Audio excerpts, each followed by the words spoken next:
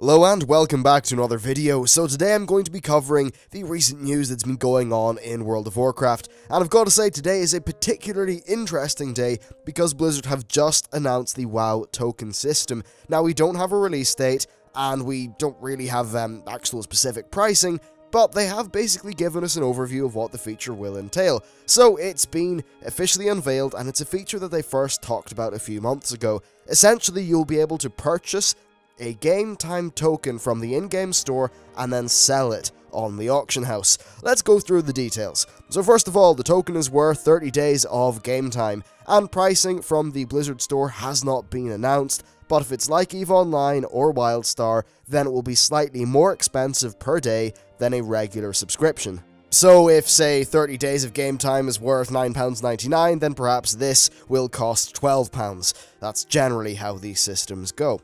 Now, once the in-game tokens have been purchased, they can either be redeemed or sold, and they cannot be sold via the regular AH. Instead, there is a new auction house tab specifically for these tokens. This is the only way that they can be sold. They can't be traded or anything like that, and the tab actually works quite differently to the regular AH. When you go to sell a token, the game tells you how much it's worth based on the current market, and if you agree to that price, then that is the price that you are locked into, and it's dynamically, calculated by supply and demand, so you will essentially be guaranteed to get a fair price based on the current market. Now, the tokens are not listed like traditional auctions. When you go to buy them, the game just tells you the current market price. You don't actually need to bother with individual sellers, undercutting, or anything like that, and then you just purchase your token and it arrives in your mailbox instantly. Now, when you list the token, the game gives you an estimated time to sale based on the current supply and demand, and essentially just how fast people are purchasing them. And then, of course, if you purchase it, well, you'll instantly get one in your mailbox. You can then right-click on it, and boom, you'll get 30 days of game time. Now, there are no AH fees or anything like that, and the regions have all got their own markets.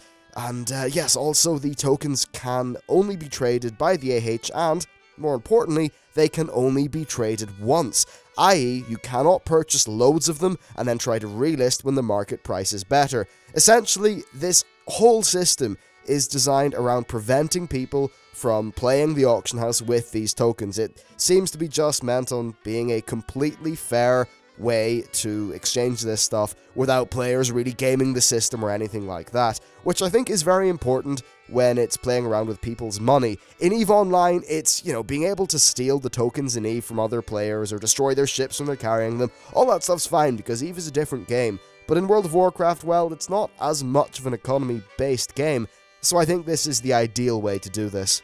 So essentially, just to give you a bit of a recap, when you list the token, it's basically thrown into a pool for a price that's based on supply and demand, and then each time someone purchases a token, one is removed from that pool in the order that they were put up for sale. Then the poster of that token gets the amount of gold that the game quoted them when they listed it, not the amount of gold that the person purchased it for. I just think that's a really interesting system, and actually a very well thought out one. I suppose in a way it's kind of like a fixed priced version of, say, RuneScape's Grand Exchange, but obviously a little bit different with that whole idea of you just getting quoted a price and that's your price locked in. It might seem kind of strange to some of you, but if you think about it this way, you'll never have a situation where you look at the auction house, see that one of these tokens is worth, say, 30,000 gold, then you purchase a token, you list it, but then you wake up the next day and find, oh crap, the price of my token has changed, now it's only worth 20,000 gold, and then you're a bit sad because, well, you thought that your money was going to get you a certain amount of gold. With this system, you pretty much have complete control. You can look at the auction house, see what price will be locked in at, and that is the amount of money that you are guaranteed to get once the token sells. I think it's overall pretty good, and I don't see too many advantages. And of course, do remember that no new gold is generated, so it likely won't have a direct effect on inflation, though perhaps it could lead to inflation by encouraging more people to farm up gold, especially via things like the Cataclysm 25 Heroics, which do generate a few thousand gold per run. Anyway, that's really all I've got to say about this system. We will have to, see when it actually comes out and see what the pricing will be. But for now, I just want to pose the question to you: how much do you think the market will decide that 30 days of game time is worth in gold? I'm kind of interested to hear. Now, I've just got a few things to add based on a VentureBeat interview that happened after I recorded this episode. First of all, they've said that the initial gold value is going to be set by Blizzard themselves, and then after that, they will let supply and demand take over.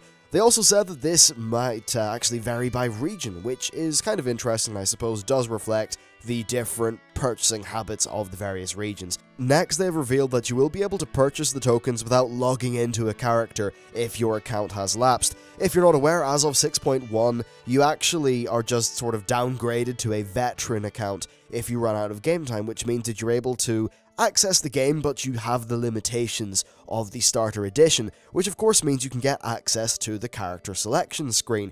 And from that screen, I'm going to assume that much like how you would buy a level 90, you can buy one of these game tokens to keep you topped up of time. I suppose that's definitely kind of useful. Now also, they said that some raid gear from the black market auction house may need to be looked at. I assume they don't want people just buying truckloads of tokens to get raid gear, because that would kinda suck.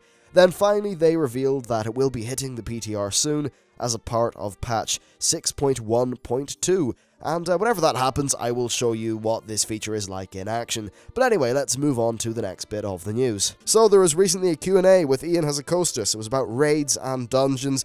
It was on Twitch, and it was also an hour long. There's plenty of interesting stuff, but most of it was very niche to raiding. I'm not going to cover the whole thing, that would be mad, but I will give you some of the highlights here. First of all, someone asked him about Time Walker dungeons, which was very interesting. He basically said that they are working on it, and that we will hear more about it in the near future. I can't really overestimate how much he emphasized near future. He was basically teasing a future announcement, so I've got to assume that perhaps patch 6.2 or 6.3 will bring in this Time Walker feature. It's something that I'm very excited for, and I think what will be particularly interesting is seeing just how Blizzard implements it. They've had the technology to scale us, and well, either scale the dungeon or scale us and our gear to whatever level they want, but their problem has been making a reward system that really makes that make sense, because sure, being able to do an old dungeon at the appropriate gear level is cute, but why? They've been working on the why, and it'll be very interesting to see what they've came up with.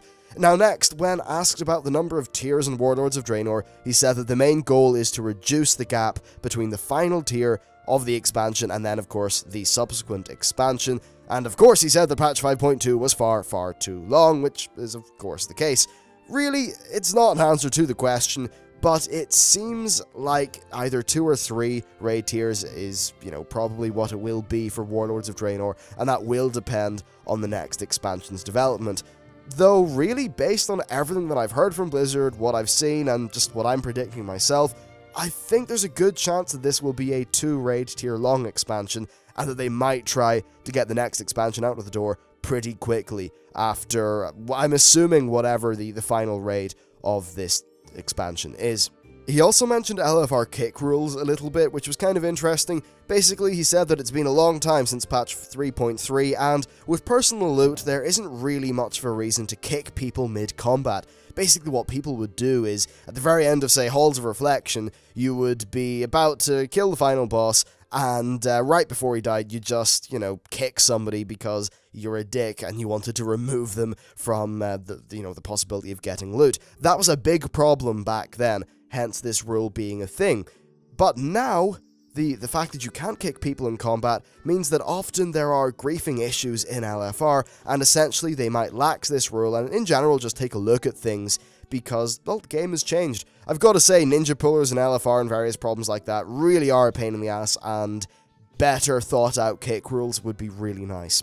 Now, another thing that he talked about was heroic dungeons. He said that they are quite hard to balance in terms of rewards, and that the Warlords of Draenor problems are not Warlords of Draenor specific. He actually referenced the Timeless Isle catch-up making the MoP ones irrelevant, and I think that stuff is true, but the main difference between dungeoning in MoP and WoD in comparison to past expansions is LFR. And I'm not trying to hate on the LFR people, this has nothing really to do with you or how you play the game, it's just to do with how Blizzard have balanced the way the gear works. LFR is available at the same gear level as, as dungeons, but it offers significantly better gear and, very high drop rates and lots of lovely stuff. So when you think about it, logically, the best way to gear up is via LFR, so it sort of undercuts dungeons, making them far less relevant.